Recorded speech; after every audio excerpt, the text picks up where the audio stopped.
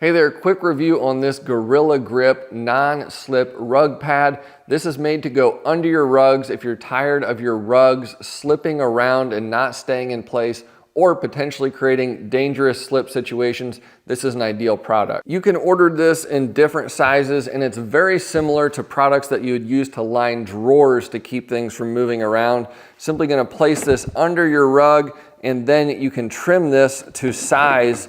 If it is a little bit too large, simple scissors, and it'll cut just fine for trimming it up. As you can see here, it lays down nicely, and then it just doesn't skid around. It's got a fairly sticky, I shouldn't say sticky, but a very grippy texture, rubbery texture to it, but it's not such that it feels like it's gonna damage your flooring underneath or anything like that. So nice product if you need to keep a rug from moving around.